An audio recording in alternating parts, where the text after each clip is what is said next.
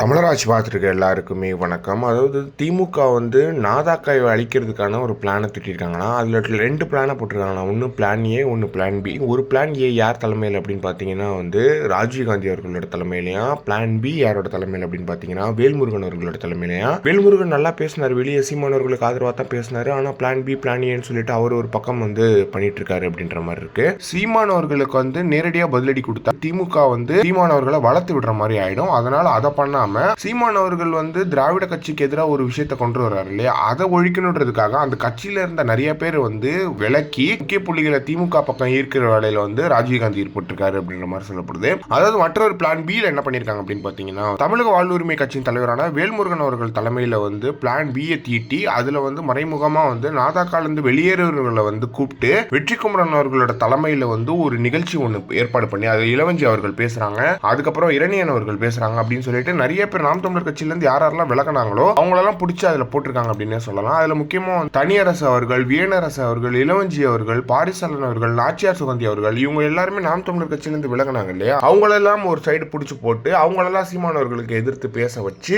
அவங்கள ஒரு அடி திரட்டுறாங்க அப்படின்ற மாதிரி சொல்ல போகுது. தமிழ் தேசியத்தை ஒழிக்க தமிழ் தேசியத்தை கையில் எடுத்திருக்காங்க திராவிட கட்சி. இதோட கேவலம் எதுவுமே கிடையாது. பிளான் ஏ பிளான் பி எல்லாம் வந்து இங்கே ஒர்க் ஆகாது. நாம் தமிழர் கட்சியில கூண்டோடு காலி 40 பேர் விலகினர், 30 பேர் விலகினர் அப்படின்னு சொல்றீங்க. ஆனா அங்க விலகினது ஒருத்தரோ 2 பேரோ அப்படின்ற மாதிரி தான் இருக்கு. இந்த கேவலமான ஒரு விஷயத்தை தீட்டுறது வந்து ரொம்ப கேவலமா இருக்கு அப்படின்ற மாதிரி சொல்லலாம். இதை பத்தி நீங்க என்ன நினைக்கிறீங்க அப்படின்றத மறக்காம காமெண்ட் பாக்ஸ்ல சொல்லுங்க.